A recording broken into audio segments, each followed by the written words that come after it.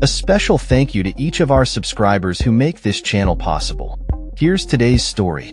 In a bold statement made on Sunday, Vice President JD Vance revealed that the United States is actively seeking to facilitate a meeting between Ukrainian President Volodymyr Zelensky and Russian President Vladimir Putin.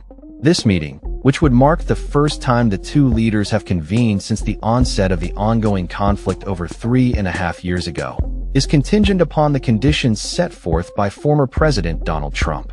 Vance emphasized the importance of timing and the necessity for Trump to take the lead in orchestrating this significant diplomatic engagement. "I actually don't think it would be that productive," Vance remarked during an appearance on Fox News' Sunday Morning Futures. He further elaborated, stating that it is crucial for the President of the United States to compel both leaders to genuinely sit down and address their differences. As discussions progress, Vance did not provide specific timelines for when this pivotal meeting might occur, nor did he confirm if it might coincide with Trump's scheduled one-on-one with Putin in Alaska this coming Friday. He warned that any premature attempts by Zelensky to engage with Putin could derail the peace talks. A significant hurdle is that Vladimir Putin has declared he would never engage in discussions with Zelensky, Vance noted, highlighting the complexities involved in bringing these leaders together. The vice president's comments come amid reports that the White House is considering the inclusion of Zelensky in the upcoming meeting, although Trump has expressed a preference for a discussion with Putin without the Ukrainian leader present. Vance reiterated the U.S. stance on the invasion, stating, "We, of course, condemn the invasion that happened. We don't like that this is where things are, but you have got to make peace here." He emphasized that achieving peace requires dialogue, stating, "You can't finger point.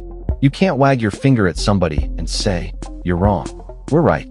The way to peace is to have a decisive leader sit down and force people to come together." Zelensky, for his part, has consistently maintained that any peace agreement reached without Ukraine's involvement would be ineffective, and he has firmly resisted the idea of making territorial concessions to Russia.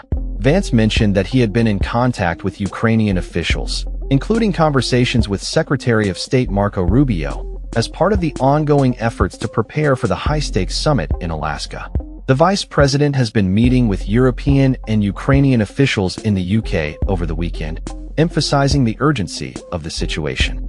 Trump has made it clear that ending the war in Ukraine is a top priority for his second term, positioning himself as a mediator in contrast to the approach taken by his predecessor, former President Joe Biden. Vance underscored the economic leverage the U.S. holds, stating, "We have a lot of economic points of leverage, and we're willing to use those to bring about peace." He also pointed out that American taxpayers are growing weary of funding the conflict, suggesting that if European nations are willing to purchase weapons from American producers, the U.S. would support that initiative.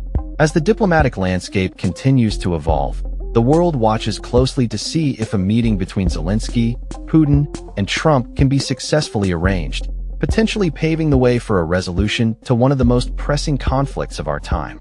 That's all for this story.